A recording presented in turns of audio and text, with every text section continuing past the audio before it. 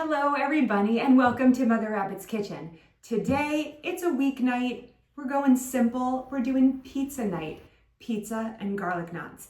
Simple, yes. Homemade, also yes. Sometimes you think that homemade can't also be simple, but it's just not true. On top of making the pizza dough from scratch, we're actually milling our own flour as well. So if you are a flour miller, then you are in the right place. Even if you're brand new to it, I'll walk you through the whole process. For your hardware here, you don't have to use cast iron, but I love using cast iron for this dish. So I use two 10-inch cast iron, one for my garlic knots and one for a little circular pizza action. Again, if you don't have cast iron, just use sheet pans. I don't care. They'll still come out amazing. I just love the heat distribution of the cast iron and kind of like the crispy goodness that it gives. I'm gonna get my pizza dough going, just kind of like a bread dough, but I'll walk you through the ingredients in just a second. And then we're gonna let it rest for about an hour. And then from there, we're going to divide the dough into kind of like 2/3 for the garlic knots and 1/3 for the pizza, because we make 10 really huge garlic knots with this. When I eat this dinner, I'm eating the garlic knots thinking, do I even really need the pizza? Because I just want to eat garlic knots for the rest of my life. Anyway, so it's going to be garlic knot heavy in this dish. So we are going to form the garlic knots and then kind of put them in the oven right away. You don't even have to do a second rise. So this is really simple, not a whole lot of waiting. It's 3 o'clock right now. We will be eating by 5 o'clock at the latest, which is good because my kids turn into little monsters if we don't eat by 5 o'clock. Let's get started. I am going to show you a very easy, healthy pizza dough recipe. So let's go. I'm going to start with my stand mixer bowl on top of my scale, setting it to 0. And then I'm going to add 650 grams of hard white wheat. You can also use hard red wheat here, whatever you have, but just make sure it's hard. And I'm going to grab my grain mill and get it set up to add my wheat to the top, making sure it's on the finest grind there, and I'm just turning it on. And while that is milling, I'm gonna get my other ingredients in the bowl. Right here I have about 12 grams of active dry yeast, 50 grams of sugar, and then I'm going to add some salt, but I'm running low in my little cup there, so I got out my Redmond Real salt, and I'm just refilling it so that I can add my 20 grams of salt to the bowl. And then I'm going to add 30 grams of olive oil. And I'm also going to add 425 grams of warm water. So I'm measuring that separately on my scale. And then I'm just going to pop that into the microwave for about a minute or a minute and a half. And my flour is done milling, so I just took that out, but I just put my finger in the water to see if it's nice and warm, but not burning hot. So I have all my ingredients in there, and I'm just kind of flicking the filter from my grain mill over the bowl to clean that and get that excess flour into the bowl and not waste it. Also that little filter catcher thing inside my grain mill, I'm just emptying that so that everything goes to the same place and nothing goes to waste. And I'm going to add all of my freshly milled flour into the bowl, and you can see that I'm just kind of sweeping all the sides and bottom of the bowl to catch every little tiny bit of flour. And I'm just popping it onto my stand mixer here, fitting the dough hook attachment, and I'm going to set it to level 2 and knead it for about 12 minutes or so. And you can see here that I'm about halfway through kneading. Now I'm about almost all the way through kneading, and it's getting a nice dough ball formed. This dough has been going for about 12 or so minutes. I actually forgot to set a timer, so who really knows? But you can see that it is nice and firm and has collected into that dough ball. It's actually starting to stretch out a little bit, but it looks really good. There is a little bit of dough like kind of collecting on the sides. I usually just scrape that with a scraper and then just kind of incorporate that back into the dough. So let's go ahead and get this ready to rest for its first rise.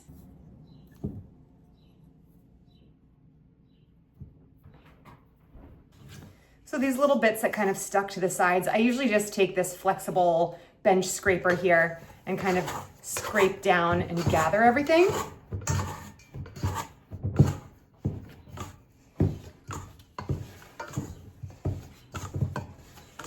And just kind of like pull everything from the bottom and fold it in. You can do this with your hands as well. Just to kind of make like a really nice ball of dough. And then I need to refill my olive oil container here. Let's see if I have enough. I just want to coat the ball of dough enough so that it doesn't, yeah, I think I have enough. That'll work. Maybe I need a little bit more. I have to refill this anyway. Seriously, I don't even have a lot left in this one, and I have to get, and I do have another one, but I'll have to, it's a whole thing. I have to refill that with this that needs to be refilled and all that stuff. So I'm just gonna pour a little bit more in because I like to get it very nicely lubricated so that when I roll out my dough later, it's very easy to work with. So I'm just pulling it up and flipping it over so that it's lubricated on all sides with the oil. Now I probably have too much oil in there, but who cares? It's perfect because it's like actually like sliding around. No big deal. A little oil, a lot of oil, it doesn't matter. It's a pizza night. All right, sorry about the accent. All right, I'm gonna put some plastic wrap over the top and let it sit for about an hour, just like you would a regular ball of bread dough. Covered in plastic wrap, rest for about an hour. It's nice and warm out today, so maybe it'll only be like 40 minutes. That would be awesome. If space is limited in your kitchen, you can let it rest right back on the stand mixer. I mean, it's a perfect fit.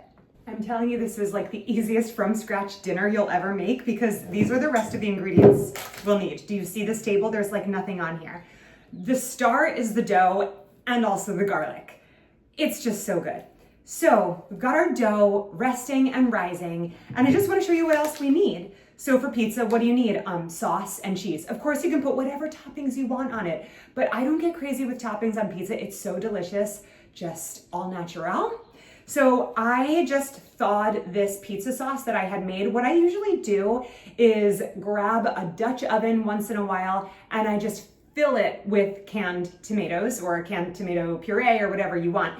And I put some Italian seasoning, some garlic, and I was gonna say onions, but my kids are just so weird sometimes about onions. So I usually just do garlic and olive oil and Italian seasoning, salt, and a little bit of honey or sugar.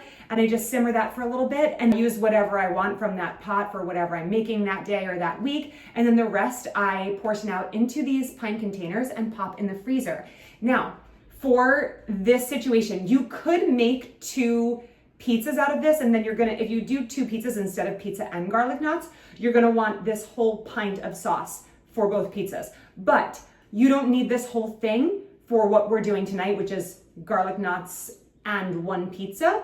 So you need about half for 1 pizza, and then so that would be a cup. Now, I don't even need the entire cup of sauce for the pizza, but I do use the entire cup because I reserve a little bit of dipping sauce for the garlic knots because my husband and one of my children really love to dip their garlic knots in sauce. If you want to use jarred pizza sauce, you just go for it. You're making everything else homemade, so who cares? I usually grab this Sargento mozzarella. It's 8 ounces, and it just makes the perfect layer of cheese on top. And I need to hear from you crunchy moms out there because I feel like I can't get my hands on a really good quality mozzarella cheese. So if you know of a good quality mozzarella cheese that I could order from Walmart or wherever, I can't find one at my local market. So if you know something that's better than Sargento, then let me know because I want to start using something that's like really, really good. But this tastes amazing. I just don't know if it's like the crunchiest, most natural way to go, but it will suffice for now. You also, to make the garlic knots, you're just gonna need 1 stick of butter and a couple of cloves of garlic, depending on how big they are. We really like our garlic knots super garlicky, so maybe like 3 or so. And then just some Italian seasoning to sprinkle over the top of the pizza. My kids are home from school. It's about to get really noisy in here, so I'm gonna tend to them for a little bit. I'll come back and see you when my dough has risen. We'll form those garlic knots, and then we will get cooking. The dough has been resting and rising. It has doubled in size. I don't even know how much time has passed. I wasn't paying attention. This dough is really forgiving. As soon as it looks like it's just about doubled, you're ready to go. I have never had an experience where the rise or the amount of time that I let it rise caused anything to go wrong. So you just do the dishes, you do laundry, take care of the kids, then come back to your dough and use it. Before I empty my dough out, I gotta make sure this counter is clean. I do have my oven preheated to 450, or it's in the process of preheating to 450. I know that sounds really hot, but think of pizza ovens are like 900 degrees, so 450 is really actually pretty mild. So I'm gonna deflate my dough, and just a quick note, you might notice, yeah? Thank you. Notice that I said it doubled in size, but it's much lower in the bowl than when we make our bread dough. That's because we started with practically half the amount of flour to make this pizza dough. So it's not gonna double all the way to the top. It'll double for its own size. All right, so I'm just grabbing it out of the bowl here. Now what I'm gonna do is I'm going to cut it so that it's about 2/3 and 1/3, like separated into like 2/3 of the dough and 1/3 of the dough. I've done it like half and half, but I find that you don't need that much dough for the pizza. It's just like the crust is way too thick. And then you get bigger and fluffier and doughier garlic knots, which is like the ticket. So I'm just gonna do like that. And this is really all you need for your pizza dough. Technically, you could cut this into thirds and make 3 pizzas. If you're crazy, you can do that. I mean, I think it's crazy to not make garlic knots. If anything, I would just like forget the pizza and just do all knots. So yeah, so I have plenty. Okay, maybe I'll cut a little bit more will go on my pizza. There we go. Now I'm just gonna kind of gently form that into a circular situation. And I'm just gonna let that sit. And we'll get to it in a minute. Now here, for my knots, I'm going to make 10 garlic knots with this. If you wanted smaller knots, you could do 12 or 16, whatever you want. So I'm gonna cut this in half. And then I'm gonna cut each of these into 5 even-ish pieces. My garlic knots are always like kind of different sizes. It just doesn't matter, they're so delicious. Okay, so 1, 2, 3. Can I help? You want to help roll them? Yeah, come over here. All right, so yeah. I'll roll them, you know them. I can't roll them. Oh, you can't. Okay.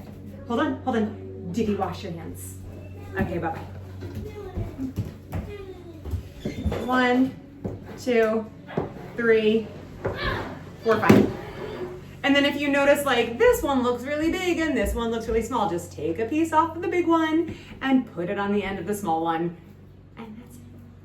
I just grabbed a bag of my freshly milled flour out of the freezer. This says soft white, it doesn't really matter. I made this with hard white wheat, but this is soft white, and I'm just using it so that it doesn't stick and all that good stuff. You don't really need extra flour to do this, but I like to have it. Flour right here. Little flour. And then go ahead and roll it out, and I can knock them up and then put them in the cast iron. It's not... That looks great. That looks great. Okay, that looks good. That's actually like really, and I actually like to double knot my garlic knots. This one's actually really long. It doesn't have to be that long, guys. It does not have to be that long because I can like probably triple knot this. So then you just knot it like you're tying a knot. There's not much to it. And then I double knot it. Like that, and then I usually kind of just like pinch the pieces together and tuck it under. So it looks so pretty. It's almost braided looking. And then you just start, all right guys, you can do more. This one looks kind of wonky, but it's a garlic knot. It's gonna look and taste delicious. And then I'm just gonna pull that in there, tuck them under. Mom, I'm done. And when you tuck everything under, it just looks so perfect on the top. All right, good job. Wow, my boys are working hard and fast. So I find that when you roll them in the flour, it is easier to tie the knots because the dough doesn't kind of catch on itself.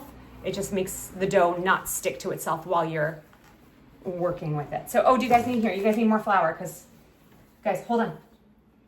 Because I don't want these to stick to themselves as I'm knotting them, okay? Go. Go. I need more flour. All right, you guys did that really fast.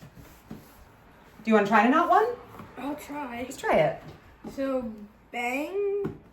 So yeah, so you cross them It's over. hard because they stick. I know. Here, roll it in a lot of flour to make it not stick to each other. Good. Now, cross it over like this, but keep your fingers keeping the hole open like that. And then, you got to cross it, okay? Like this. So you're kind of like pulling the crosses outward and then pulling the See how my fingers are? Oh, wait, I think You got it. Okay, so now this guy that's underneath, you know. It's just you don't want to pull on the dough. Wait, you're going ahead of me. You're going ahead of me. Don't do that. Okay, so you got your little snake. You cross them. I did. Okay, then the guy that's on the bottom, flip him. Okay, flip him into the middle and very gently try to tug, and then just knot it again.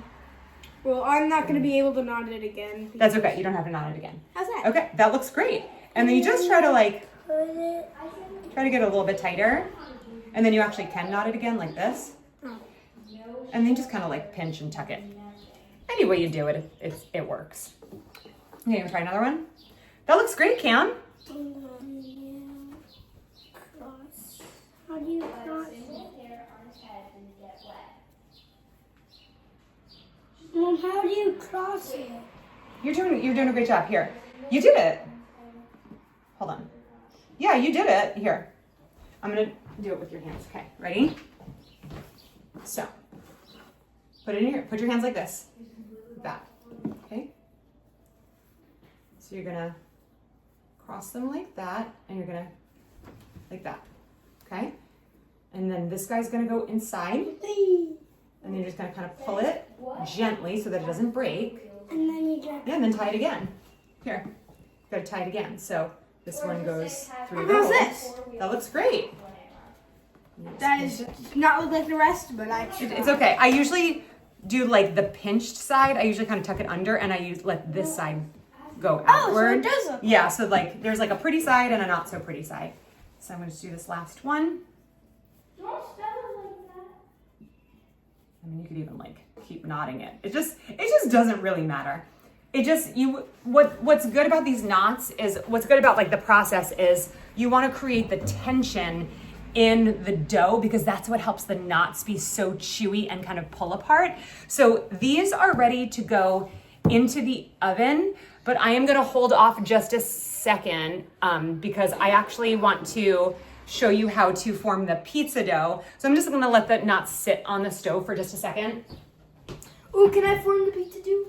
Yeah. Me too. And the reason I want to not rush this process is because usually when I put in the garlic knots, I take that time that they're cooking to prepare my garlic butter. And I need to have my garlic butter ready for when the garlic knots come out. I will explain that in a minute. But for now, I'm just gonna let my knots sit there for a second, and we're gonna take our pizza dough and we're going to just spread that out. And I'm gonna use my hands and then a rolling pin. Yeah, just very carefully. And then we're gonna flour it a little bit. Hold on. I'm gonna flour. Can you lift it up? Yeah, flour your surface a little bit for your pizza dough. And you be right there. I'm right here. Okay. So what I do at first is I just, with my hands, this helps you get a nice circular shape, because if you go in there with the rolling pin, it just starts getting like a weird shape. So I try, yeah, just spread it out in a way that is like, tries to get the most circular shape. Okay. So we're trying to focus on a circular shape, my dude. Okay. Let me try. Okay. So it's more about fingers than hand. Yeah. Okay. Good. Wanna try? Okay. Good. Okay. So yeah, I'm just gonna stretch it. Okay, good. Okay. Thank you. Thank you. Okay, I think we've got it. Whoa, I think we've got it. Okay, I'm just gonna stretch this out a little bit. Don't roll my fingers. Don't roll my fingers. Now you want to get it to be the size of the bottom of your cast iron, maybe with a little extra to create a little bit of that like crust edge. Okay, now we're gonna roll it out because we want it to be the size of this. Okay, that's one way to do it. Here, I'll put a little flour on here. Okay.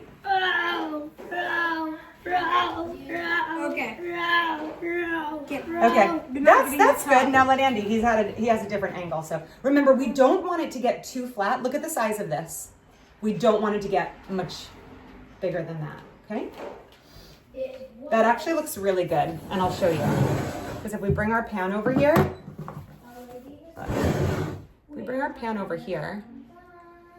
then we'll see that this actually is the perfect size. And then all you have to do is pick up your dough and plop it in. Just kind of space it out so that So did it good? it's not like overlapping itself. Yeah, it looks amazing. Can And I I put just, the sauce on? Dad, put the cheese on. in just a second, let's go ahead. We can put the sauce and the cheese on now, Yay! and then we'll let the pizza just sit for a little bit. Yay! So we've got the pizza crust in there. Actually, let's let this sit for a second. I have to show them how to do, I want to get the garlic knots in, and I need to show them how to do the garlic butter. So this pizza dough is just gonna sit. It doesn't have to sit, but it's totally fine if it does. And I'm gonna put my flour back in can you put this back in the freezer on the door? So I'm going to put the garlic knots into the oven, and I'm gonna set the timer for about 13 minutes. It usually takes about 13 or 14 minutes for them to get nice and puffy and ready to devour. Be careful of that hot oven. And now we have to prepare the garlic butter. And the thing about this is usually when you're trying to do this, something catastrophe happens with your children and you realize that you don't have time to do it. So let's see if we can be catastrophe-less today. We're gonna cut up the butter into chunks and just throw it in the microwave. Go ahead, bud. So do we like any?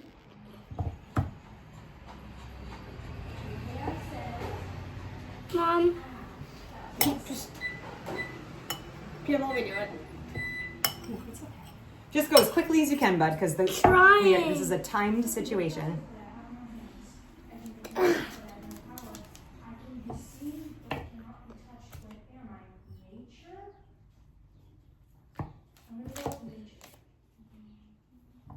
Oh.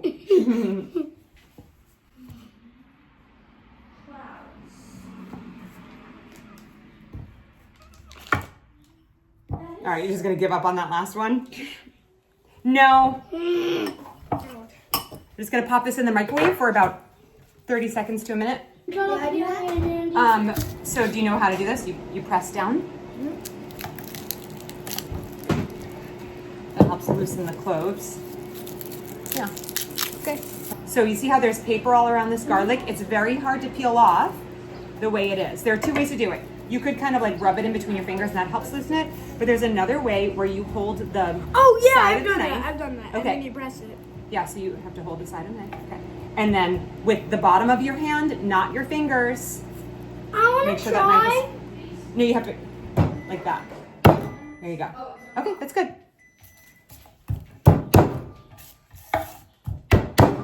And I can You have to kind of get a feel for it. Can I cut them up?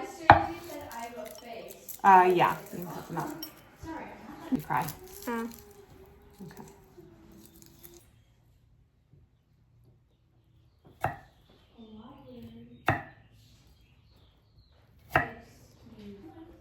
You hold your dominant hand, which for me is my right hand, for you is your left hand.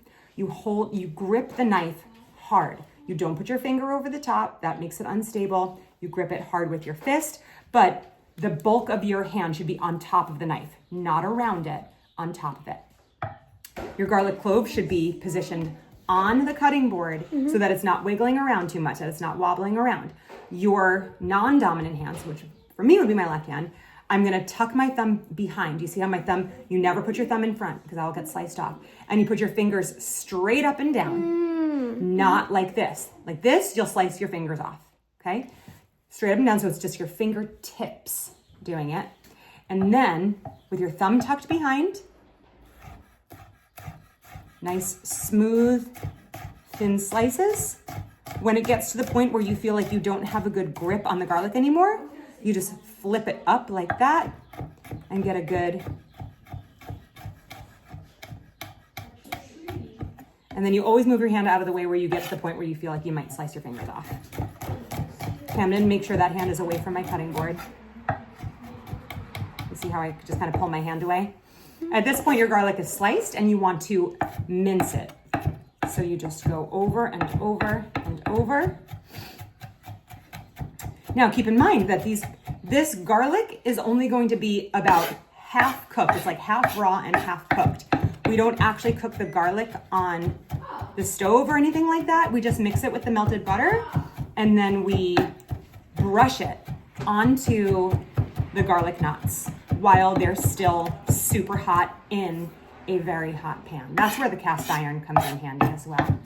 All right, I am going to get this as finely minced as I can, and I still have 7 minutes to spare, so that's really good.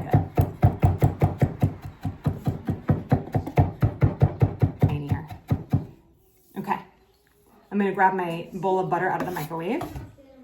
So that's ready, and I'm just gonna put my garlic right in here. Blop. Do you stir it in or anything? I don't need to stir it. Once the garlic knots come out, then I'll just get my little like pastry brush and I'll stir it around and then start brushing everything on. But we have a few minutes, so we can make the pizza right now. Woo! We got 6 minutes left. All right, I'm just gonna set my garlic butter aside for when the garlic knots come out of the oven in 6 minutes. I'm gonna focus on our pizza pie here that we already rolled out the crust for. Now I'm gonna grab that sauce back out of the fridge and the cheese. Janet, can I have some cheese? Now remember, we don't need this whole thing of sauce. We just need about half of it. So we're gonna put probably 3/4 of a cup on the pizza and save a 1/4 cup for dipping because you like to dip, right? We do dippies. And I probably were going to use all of it. Not all of it. We save half of it for the next time, Okay. for next week. Just making sure. All right, so I'm gonna spoon. Al can spread it. Yeah, and then you can put the cheese on. Yeah. All right, okay. Just a little bit like that. And then I save the rest for next time. Remember that we don't want to push it out to the edges, or we don't want to push it over the edges, I should say. Yep. It's best to start in the middle and just kind of swirl it out. Start in the middle and swirl it out like a circle. Yep, like a swirl.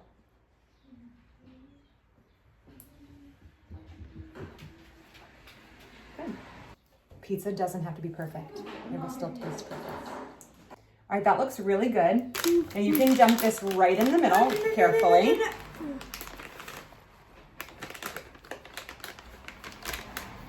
Can I have some little cheese? Just, why don't you focus on the pizza? You start in the middle, just like the sauce. You start in the middle and you gently spread to the edge, not over the edge. Looks great. Is this good? Yeah, I guess that's good. Is this good? Sure. Okay. Then we're just gonna sprinkle a little bit of this Italian seasoning over the top. This is optional, but it tastes really good. What I usually do is the garlic knots come out of the oven, 2 minutes on those. Garlic knots come out of the oven.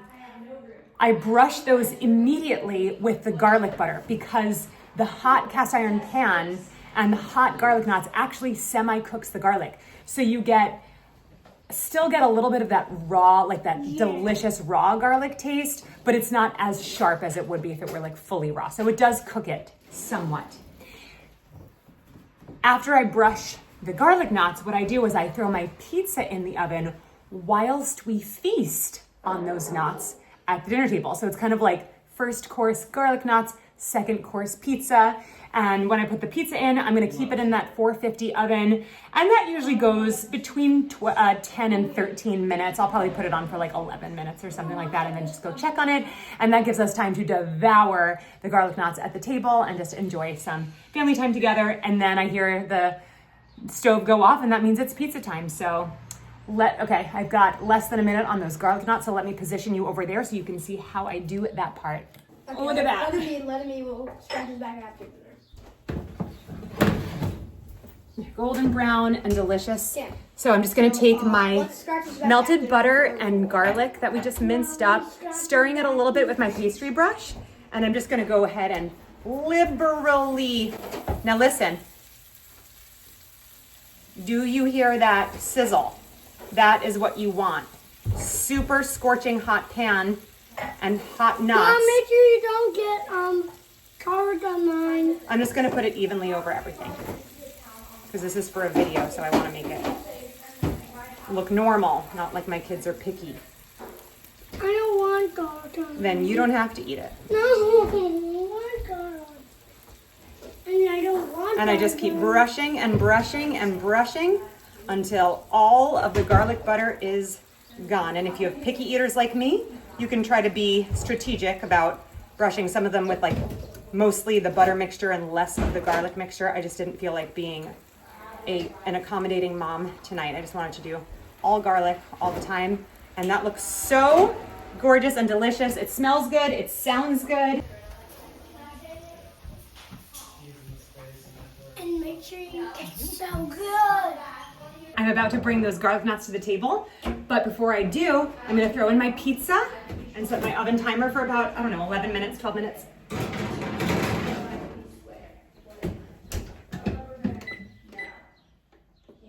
Whoops. I'll do 12 minutes. That's usually good.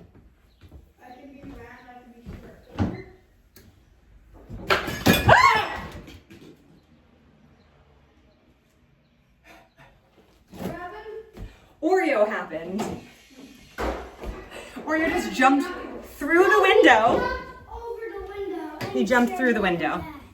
And did he knock down anything? Yeah, he made loud noises and it just scared us. I thought like you dropped Kim and like dropped the garlic. No, yeah, like it was just really scary. I hope that got on film. Wait, why do we have forks with pizza? I thought maybe you might want to fork with your garlic knot. Oh, I'm not having one. I'm short. I have to film this part because it is just so good. And yes, there are 2 garlic knots on my plate. Might be 3. Super hot. But this is how I like to serve myself some garlic knots. It's hot. Oh, see how that pulls apart? What is it? So it's already smothered in butter and garlic, right? So what you do is you dip it back into the cast iron. It's still really hot. Yes, really fat too. And you dip it in even more garlic butter. I know another one. Yeah, I know one. It's so good. What letter of the alphabet has the most water in it? Come on. W? The C. It's so good. Pizza's done. Look at that.